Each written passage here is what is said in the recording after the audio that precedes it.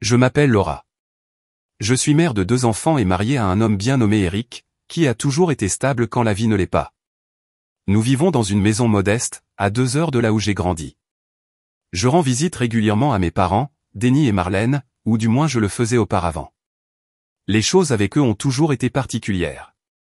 En grandissant, mes parents n'étaient pas vraiment affectueux. Ils étaient pratiques, mesurés et formels, le genre de personnes qui louaient davantage le silence que l'effort. L'amour se montrait dans des chemises parfaitement repassées ou dans des déjeuners soigneusement préparés, pas dans des mots ou des câlins. Pourtant, je ne connaissais rien de différent, alors j'ai supposé que c'était normal. Maintenant, en tant qu'adulte, j'essaie de rester en contact, en appelant une fois par semaine et en rendant visite tous les 2 mois à mes enfants, Thomas et Grace. Les visites sont polies et civiles. Ma mère limite la conversation à des sujets sur la météo, les légumes du jardin, ce que font les voisins. Mon père lit principalement le journal et demande comment se passe le travail de mon mari, pas le mien, jamais le mien. Eric dit que nous avons toujours l'impression de rendre visite à des connaissances, et je comprends. Il n'a jamais vraiment été adopté par eux. Ils ne sont pas impolis, juste indifférents, d'une manière calme et troublante. Ils ne posent de questions sur l'anniversaire des enfants qu'après leur décès. Un jour, ma mère a offert à Thomas un livre sur lequel était écrit le nom d'un autre enfant sur la première page, évidemment un cadeau.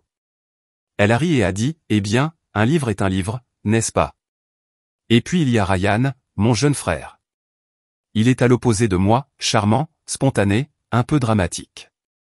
Il habite plus près d'eux, donc je suppose qu'ils se voient plus souvent. Quand ils parlent de lui, leur visage s'illumine d'une manière que je n'ai jamais pu comprendre. Ryan prépare quelque chose de grand, a déclaré mon père lors de ma dernière visite. Quand je lui ai demandé ce que c'était, il a simplement haussé les épaules, souriant comme si c'était un délicieux secret. Je ne pense pas qu'ils veulent nous comparer. Du moins, j'essaie de ne pas penser cela, mais il y a ce léger courant sous-jacent chaque fois que nous sommes tous dans la même pièce. Je remarque comment ma mère remplit le café de Ryan sans demander, mais laisse Eric se rendre lui-même à la cuisine. Comment il rit un peu plus fort de ses histoires. Comment il s'assoit un peu plus près de ses enfants sur le canapé. Mais je n'ai jamais rien dit. Je ne crois pas qu'il faille remuer la marmite. En plus, peut-être que je l'imagine. Peut-être que je suis sensible. Je me l'ai dit 1000 fois. Ce n'est qu'en décembre dernier, juste après Thanksgiving, que quelque chose s'est produit. Quelque chose de petit, mais quelque chose que je n'ai pas pu oublier. Cela s'est produit le premier week-end de décembre. J'avais appelé ma mère et lui avais demandé si nous pouvions venir ce samedi après-midi juste pour une courte visite avant que les préparatifs de Noël ne s'intensifient. Elle a hésité, puis m'a dit qu'il recevait des gens, mais que nous pourrions venir un peu si cela ne nous dérangeait pas. Cela aurait dû être mon premier indice. Lorsque nous sommes arrivés à la maison, il était clair que certaines personnes parlaient de toute la famille de Ryan. Sa voiture et le SUV de Vanessa se trouvaient tous deux dans l'allée. Des rires jaillirent de la porte d'entrée ouverte. J'ai regardé Eric, qui m'a fait un petit haussement d'épaule. L'intérieur de la maison avait l'air festif, une guirlande sur les rampes, une bougie parfumée à la cannelle vacillant sur la cheminée, les débuts d'un sapin de Noël dans un coin. Et ils étaient tous là, mes parents, Ryan, Vanessa et leurs 3 enfants, réunis autour de la table à manger avec du cidre chaud à la main. « Laura » dit ma mère avec un trop grand sourire. « Oh, vous avez amené les enfants, c'est adorable. Entrez. » Personne ne s'est levé pour nous saluer.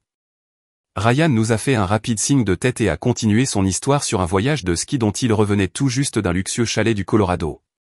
Vanessa portait un pull crème et des cheveux parfaitement coiffés, riant en montrant à ma mère des photos du voyage sur son téléphone. Je suis resté là une seconde de trop avant de faire entrer Thomas et Grace à l'intérieur.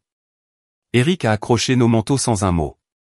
Mes enfants planaient près du bord de la pièce. Ce ne sont pas des enfants bruyants, ils sont réfléchis, observateurs. Ils savaient instantanément que ce n'était pas leur espace. Mon père a lancé à Thomas un « salut » distrait. Sans lever les yeux d'un journal, alors que Grace n'a pas reçu le moindre regard. Pendant ce temps, le plus jeune de Ryan était monté sur les genoux de notre père avec un cookie, et ma mère s'occupait du manteau de Vanessa, l'appelant « ma fille élégante ». J'ai dû cligner des yeux 2 fois. J'ai sorti une boîte de biscuits au pain d'épices fait maison que j'avais préparé la veille. Nous les avons cuisinés ensemble, dis-je en les plaçant sur la table d'appoint. Ma mère a à peine levé les yeux. Oh, nous avons plein de bonbons, chérie. Eric toucha doucement mon bras. Ne le prends pas personnellement, murmura-t-il. Mais comment pourrais-je ne pas le faire? J'ai répondu. Vanessa montrait un nouveau bracelet, une marque de créateur que je ne reconnaissais pas. Ma mère haletait comme si c'était un trésor. Ryan te gâte vraiment, elle a ri. Nous sommes restés 1 heure, peut-être moins. Je me suis assis dans le salon pendant qu'Eric discutait poliment avec mon père. Mes enfants ont essayé de jouer avec leurs cousins mais ont été rapidement exclus de certains jeux impliquant des tablettes coûteuses. Personne n'a vraiment remarqué notre départ. Dans la voiture, Thomas a demandé « Maman, on a fait quelque chose de mal ?» J'ai avalé difficilement et secoué la tête. Non, chérie, pas du tout. Cette nuit-là, je n'ai pas pu dormir. La façon dont ma mère regardait Vanessa comme si elle était une reine à honorer résonnait dans mon esprit, et la façon dont elle ignorait les questions discrètes de Grace sur les décorations du sapin. C'était plus que de l'indifférence, c'était un licenciement. Je n'imaginais plus rien. Quelques jours après cette visite, Laura a reçu un message vocal de sa mère. Son ton était inhabituellement doux, presque hésitant. « Salut Laura, c'est ta mère. Je ne voulais pas te déranger, mais la voiture de ton père fait encore ce bruit et il n'ira pas au garage sans être poussé. Nous n'avons tout simplement pas de supplément pour le moment. Si vous pouviez nous aider un peu, nous vous serions reconnaissants. Pas de pression. Appelle-moi quand tu peux. » Laura est restée assise avec le téléphone à la main pendant plusieurs minutes avant d'appeler Eric dans la pièce. Il écouta en silence, puis demanda « Savez-vous de combien ils ont besoin ?» « Non, répondit Laura en regardant par la fenêtre. « Mais je vais le découvrir. » Ce n'était pas la première fois. Au fil des années, il y avait eu de petites demandes pour le chauffe-eau, pour des ordonnances, et même une fois pour la chirurgie vétérinaire de leur chien. C'était toujours formulé avec délicatesse, jamais tout à fait direct mais toujours implicite. Et elle a toujours aidé. Pas par obligation, mais parce que c'est ce que fait une fille. C'est du moins ce que croyait Laura. Pourtant, quelque chose dans celui-ci la froissait.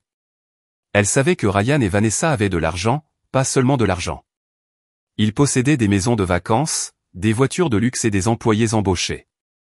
Ryan dirigeait une sorte de société d'investissement que Laura ne comprenait pas bien, et Vanessa semblait glisser dans la vie avec des sacs à main de créateurs et des foulards en soie. Pourquoi leurs parents sont-ils venus la voir? Pourquoi ont-ils demandé à la fille qui découpait des coupons et prenait des emplois de comptable indépendante entre les cycles de lessive? Laura n'a pas demandé. Elle ne l'a jamais fait. Au lieu de cela, elle a discrètement transféré $1500 sur le compte de son père et a envoyé un message à sa mère. J'espère que cela vous aidera. Faites-moi savoir si vous avez besoin d'autre chose. La réponse fut rapide, tu es une bénédiction, Laura. Vraiment. Merci, ma chérie.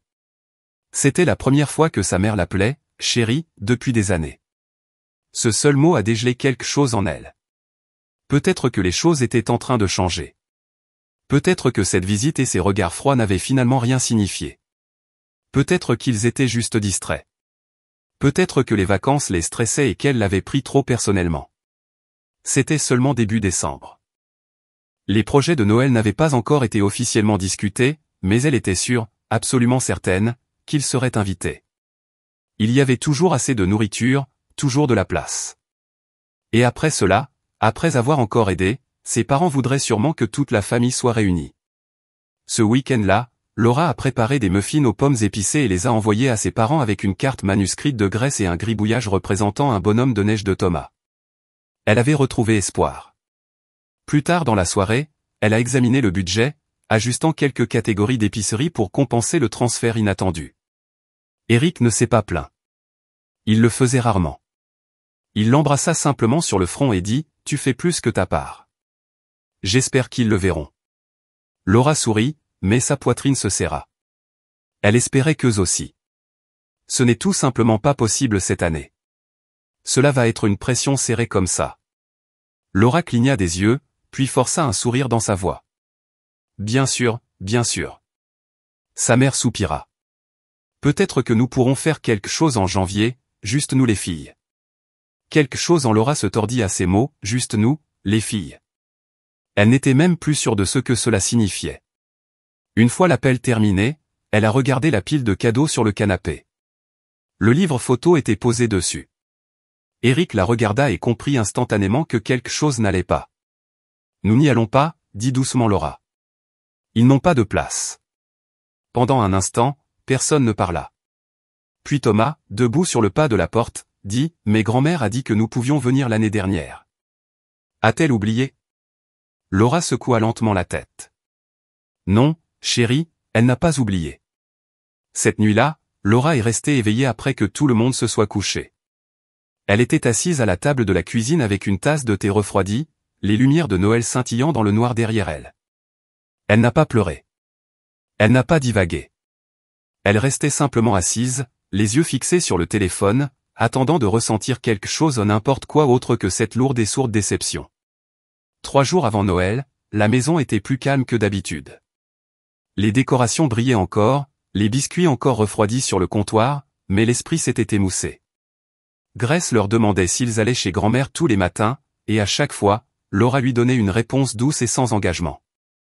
Puis le téléphone sonna à nouveau. Laura regarda l'écran pendant un moment. Maman. Elle a failli laisser tomber la réponse sur la messagerie vocale. Presque. Mais après un souffle, elle répondit « Salut, maman ». Sa mère s'y est lancée directement. Laura, je déteste te demander à nouveau, mais le dos de ton père souffre et nous envisageons de nous procurer un fauteuil inclinable qui soutient sa posture, quelque chose d'orthopédique. Nous en avons trouvé un en vente, mais, eh bien, vous savez à quel point les choses sont serrées en ce moment. Laura ferma les yeux. Une pause s'étira. Puis, elle dit doucement, tu veux dire que tu veux que je paie pour ça? Sa mère hésita. Seulement si tu en es capable, chérie. Tu sais que nous ne demanderions pas si ce n'était pas important. Laura pressa ses doigts contre sa tempe. Je t'ai donné de l'argent pour la voiture il y a 2 semaines. Je sais et nous sommes reconnaissants. Non, ce n'est pas le cas. Tu ne nous as même pas laissé venir pour Noël. Une autre pause. La voix de sa mère se refroidit. Laura, je t'ai expliqué. La maison est pleine des amis de Ryan. Laura dit, sa voix tremblant légèrement maintenant, pas seulement sa famille, ses amis. Nous n'étions pas qu'une réflexion après coup. Nous n'étions même pas une considération. Sa mère se hérissa. Ryan travaille très dur. Il a beaucoup à faire. Il a besoin d'une pause. Moi aussi, cracha Laura, avant de pouvoir s'en empêcher. Mais ça ne vous intéresse pas. Vous ne le faites jamais. Vous ne demandez jamais comment nous nous débrouillons. Vous appelez juste quand vous avez besoin de quelque chose, et j'envoie l'argent. J'envoie toujours l'argent. Tu es dramatique, dit catégoriquement sa mère. Non, dit Laura, sa voix maintenant basse et ferme. Je suis honnête. Il y eut un long silence. Puis sa mère soupira lentement et délibérément. Écoute, Laura, dit-elle, je sais que tu es bouleversée, mais c'est la vérité, Ryan apporte de la joie lors de ses visites. Vous apportez du stress. Vous avez toujours pris les choses trop personnellement. Les lèvres de Laura s'entr'ouvrirent d'incrédulité. Et oui, a poursuivi sa mère, nous aimons davantage la famille de Ryan. Ils nous font sentir vivants. Ils ont des histoires à raconter. Ils ne se plaignent pas, Vanessa est toujours polie et joyeuse, et les enfants sont pleins d'énergie. Quand vous venez, c'est comme marcher sur des œufs. Vous regardez toujours, vous attendez toujours que quelque chose ne va pas. Laura déglutit difficilement. Tu ne demandes pas d'argent à Ryan, n'est-ce pas? Sa mère n'a pas répondu. Tu me demandes parce que tu sais que je ne dirai pas non. Un autre silence. Je ne demande pas à Ryan, dit finalement sa mère, parce que je ne veux pas lui imposer un fardeau. Il a une famille à soutenir, une entreprise à diriger. Vous? Eh bien, votre vie est plus simple, et franchement, sans nous, vous n'auriez pas ce que vous faites. Nous vous avons aidé lorsque vous avez débuté. Vous nous devez plus que ce dont vous semblez vous souvenir.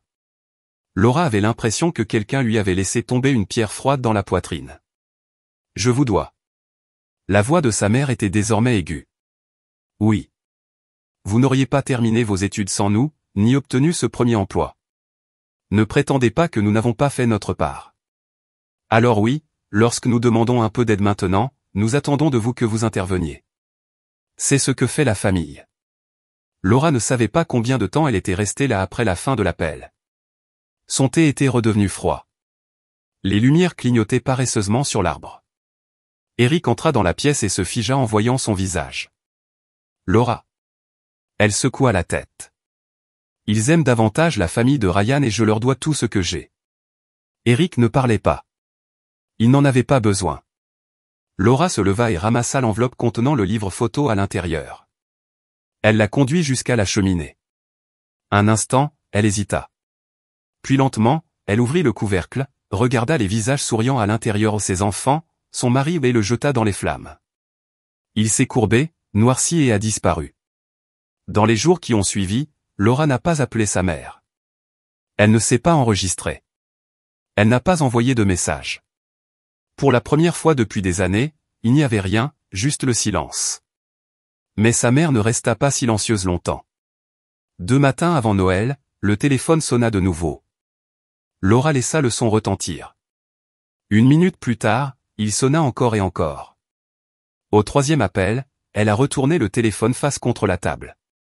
La 4e fois, répondit-elle, plus par lassitude que par intérêt. La voix de sa mère retentit, faussement joyeuse. Laura, je me demandais quand tu arrêterais de bouder. Laura n'a rien dit. Sa mère a continué, écoute, j'ai réfléchi. Peut-être que tu pourrais venir après tout. Juste toi. Laisse Eric et les enfants avec son côté de la famille ou quelque chose comme ça. Tu pourrais rester dans la chambre d'amis. Vanessa ne verrait pas d'inconvénient à changer avec les filles. Laura agrippa le bord de la table. Je pense juste. Sa mère a ajouté, que ça te ferait du bien de changer d'air, de te vider la tête, de passer du temps avec des gens qui tiennent à toi. Des gens qui se soucient de moi. Dis doucement Laura. Oui, Laura. Tu n'es plus toi-même ces derniers temps. Je pense que tout le stress d'élever des enfants et de gérer la maison te rend sensible. Laura se leva, le cœur battant dans sa poitrine, mais sa voix restait ferme. Vous voulez que j'abandonne mon mari et mes enfants pendant les vacances pour venir ramper vers une chambre d'amis dans une maison qui a déjà été promise à votre enfant préféré et à ses invités? Ce n'est pas juste. Je ne viendrai pas. Ni maintenant, ni plus tard. Vous avez fait votre choix, et j'ai finalement fait le mien. Sa mère souffla. Je t'offrais un rameau d'olivier. Non, tu m'offrais une humiliation, répéta Laura. Avant que sa mère puisse répondre, elle raccrocha. Elle regarda un instant le téléphone qu'elle tenait à la main. Puis, d'un geste lent et délibéré, elle a ouvert son application bancaire et annulé le virement mensuel qu'elle envoyait à ses parents depuis 4 ans. Eric entra dans la cuisine en se frottant les yeux. Tout va bien? J'ai fini, dit Laura. Je n'en vois pas un centime de plus. Pas une autre faveur. Pas une autre explication. Il n'a pas demandé de détails. Il se contenta de marcher derrière elle et d'enrouler ses bras autour de ses épaules. Bien, murmura-t-il. J'attendais que tu dises ça. Ce soir-là, elle rassembla Thomas et Grace et les fit asseoir dans le salon. Les lumières des arbres clignotaient doucement derrière eux, projetant des couleurs douces sur les murs. Je sais que nous n'irons pas chez grand-mère et grand-père cette année, a commencé Laura, et je sais que c'est différent, mais cela ne veut pas dire que nous ne pouvons pas passer un beau Noël. Grace avait l'air inquiète. Est-ce qu'on va quand même ouvrir les cadeaux? Bien sûr, sourit Laura. Et nous préparerons des biscuits, et nous chanterons des chansons, et peut-être que, si nous avons de la chance, ton père essaiera de jouer des chants de Noël sur cette guitare qu'il n'a jamais apprise. Thomas rigola et Eric leva la main en guise de protestation. Nous créerons notre propre magie, a déclaré Laura. Ici, juste nous. Ce n'était pas le Noël qu'elle avait prévu. Ce n'était pas le Noël qu'elle voulait. Mais alors qu'elle mettait ses enfants au lit ce soir-là et les embrassait sur le front, elle ressentit quelque chose qu'elle n'avait pas ressenti depuis des semaines, la paix. Et ce sentiment, calme et stable, valait tout. Les jours qui ont suivi Noël ont été calmes dans la maison de Laura, mais pas vides. Il y avait des jeux de société joués aux chandelles, des pyjamas dépareillés portés jusque tard dans l'après-midi et des rires autour de biscuits au pain d'épices brûlés. Eric a lu des livres au coin du feu et les enfants ont transformé le salon en une ville fortifiée en carton. C'était calme. C'était simple. C'était le leur. Laura ne pensait pas beaucoup à ses parents ou à Ryan à cette époque. Elle n'est pas allée chercher des mises à jour. Elle n'a pas vérifié le compte de réseau social de sa mère. Elle a ignoré tous les fils de discussion du groupe familial dont elle faisait encore partie à contre-cœur. mais le 29 décembre, alors qu'elle parcourait un blog de recettes, elle a accidentellement tapé sur une photo qui l'a amenée directement au profil public de Ryan. Elle s'est figée. La photo était un plan large du salon de ses parents, joliment éclairé et impeccablement décoré. Son père était assis au milieu du canapé, un verre de vin à la main, avec Ryan à côté de lui et Vanessa perchée sur la coudoir. Sa mère souriait en arrière-plan, tenant la plus jeune fille de Ryan sur sa hanche. La légende disait, reconnaissant pour la famille. Il n'y a rien de plus important. L'estomac de Laura se tordit. Elle a continué à faire défiler. Il y avait une vidéo de tout le monde chantant autour du piano, une photo d'une bataille de boules de neige dans le jardin et un court extrait de sa mère trinquant elle aussi, réunissant toute la famille sous un même toit. Finalement, ce mot entier a brûlé. Il n'y avait aucune mention d'elle. Aucune mention de ses enfants. C'était comme si elle n'existait pas. Comme si sa famille n'appartenait pas du tout à la famille. Plus tard dans l'après-midi, son téléphone a sonné. Au début, elle n'a pas reconnu le numéro, mais lorsqu'elle a décroché, la voix de Ryan s'est fait entendre, légère et décontractée. Et, serait. Cela faisait longtemps. Laura n'a pas répondu tout de suite. Écoute, a poursuivi Ryan, maman m'a demandé d'appeler. Elle ne sait pas combien de temps tu comptes rester bouleversé, tu sais, pendant toute cette histoire de Noël. C'est ce qu'elle a dit? Demanda calmement Laura. Eh bien, ouais, rigola Ryan. Elle a dit, tu as toujours été sensible, ça ne vaut pas la peine de s'y accrocher. Laura s'assit, laissant ses mots s'installer dans le silence entre eux. Tu as vu les photos, n'est-ce pas? Ryan a ajouté. C'était une super soirée. Tout le monde était tellement détendu pour une fois. Vanessa a déclaré, c'était à nouveau comme une vraie famille. La gorge de Laura se serra. Ryan, est-ce que tu t'entends au moins? Il y eut une pause. Comment ça, une vraie famille? Répéta-t-elle. Parce que nous n'étions pas là. Ryan soupira. Allez, Laura, ne déforme pas tout. Tu sais à quel point maman essaie, et papa ne rajeunit pas. Elle n'a pas besoin de ce drame. Ce drame? Répéta Laura. Tu veux dire que je demande à ne pas être exclu? Tu n'as pas été exclu. Exactement. On nous a dit qu'il n'y avait pas de place, et maintenant je vois qu'il y avait de la place pour les invités, pour les jeux, pour porter un toast au fait d'avoir toute la famille sous un même toit, sauf que nous n'étions pas sous le même toit, n'est-ce pas? Même pas mentionné. Ryan se tut. Puis, essayant d'apaiser les choses, il a dit, écoute, peut-être que l'année prochaine tu pourras venir plus tôt ou rester dans un hôtel ou quelque chose comme ça. Maman ne voulait tout simplement pas de stress, rit Laura dans sa barbe. Tu sais quoi, Ryan? Elle a eu ce qu'elle voulait. Pas de stress, pas de Laura, pas de rappel des parties de la famille qui ne sont pas brillantes et parfaites. Ce n'est pas juste. Non, ce qui n'est pas juste, coupa Laura, c'est que j'ai passé des années à les aider tranquillement pendant que tu allais skier, que je me présentais à chaque fois qu'on me le demandait, et que je n'étais toujours pas assez bien. Et que maintenant on me dit de m'en remettre parce que tu as passé de bonnes vacances. Ryan bougea inconfortablement. Je n'ai pas appelé pour me battre. Non, dit Laura.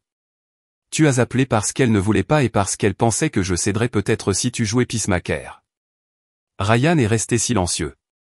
Dites-lui, a ajouté Laura, que je ne suis pas contrarié. J'ai fini. Et sur ce, elle raccrocha. Elle n'a pas pleuré, elle n'a pas tremblé, elle n'a même pas soupiré. Elle a juste regardé par la fenêtre, où Thomas et Grace construisaient des bonhommes de neige déséquilibrés avec Eric, et a pensé, c'est ma famille maintenant. Janvier est arrivé avec des matinées froides et des soirées calmes. Laura n'a pas appelé ses parents pour le nouvel an et n'a reçu aucun message de leur part. Le silence n'était plus douloureux, c'était juste le silence. À la place, elle commença à ressentir quelque chose qui ressemblait à de la clarté. Mais tout le monde n'est pas resté silencieux. Tout a commencé par un message de sa tante Carole, la sœur aînée de sa mère, un simple message, ta mère dit que tu as été distante. Elle a le cœur brisé. La famille, c'est important, Laura. Quelques jours plus tard, sa cousine Linda l'a appelée juste pour discuter. En moins de 10 minutes, la conversation est revenue au même point. Tu sais, ta mère a fait tout ce qu'elle pouvait. Il est peut-être temps de laisser tomber. La vie est courte. Laura écouta poliment, puis changea de sujet. Ce qui se passait était clair. Ses parents n'appelaient pas directement, ils utilisaient d'autres comme messagers. Une manipulation subtile, déguisée en inquiétude, poussant juste assez de culpabilité pour que Laura se remette en question, mais pas assez pour qu'elle soit obligée de prononcer les mots à voix haute. Puis vint la lettre.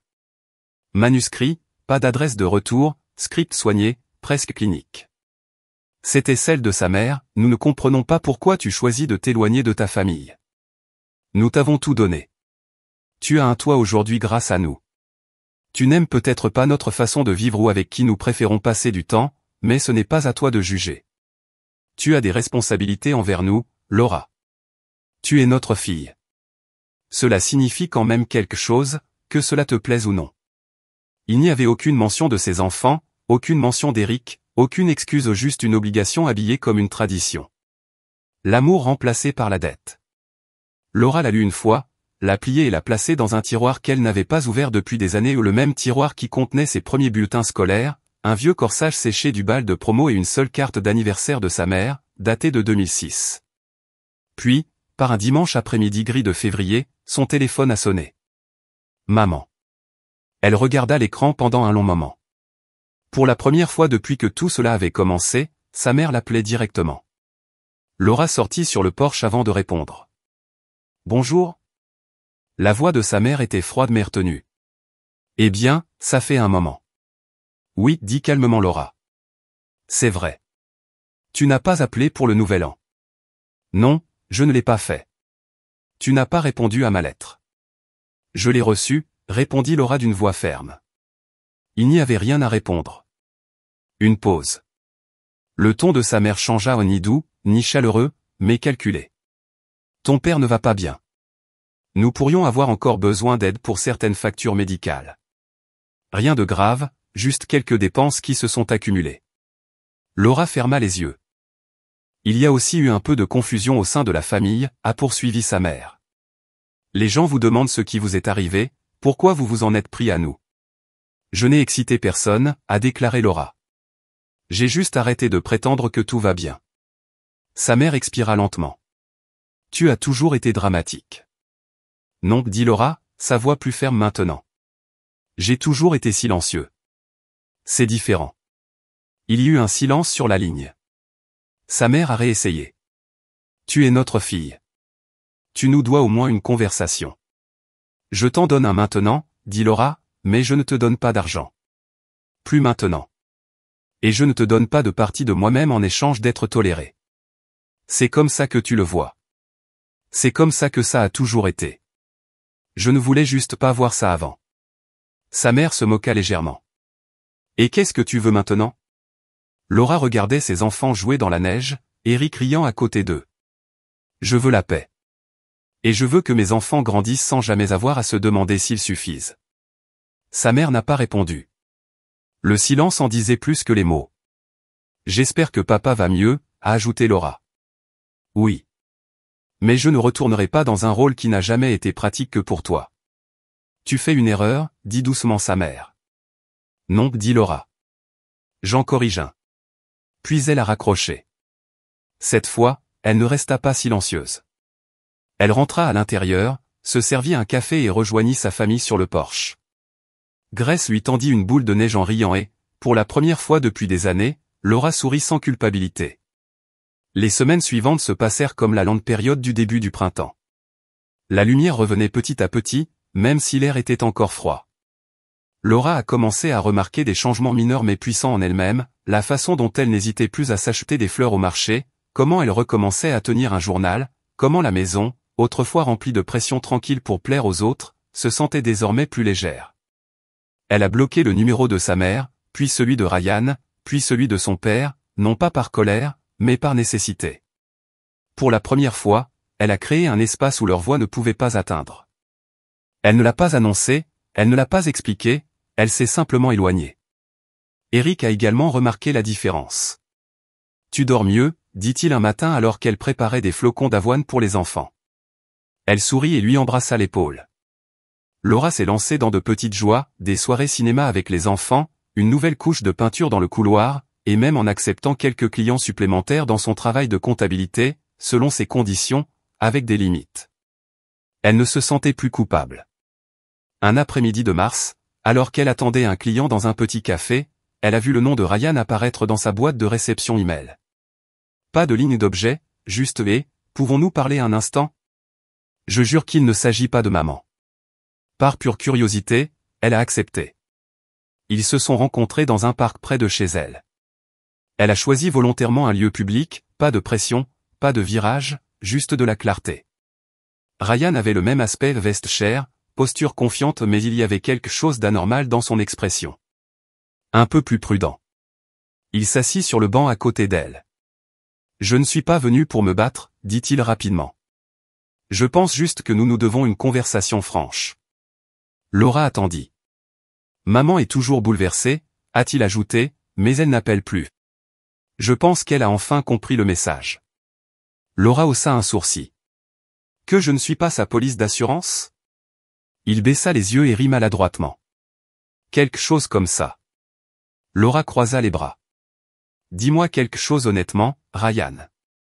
Est-ce que papa a déjà eu ce fauteuil médical dont il disait avoir besoin? Ryan secoua la tête.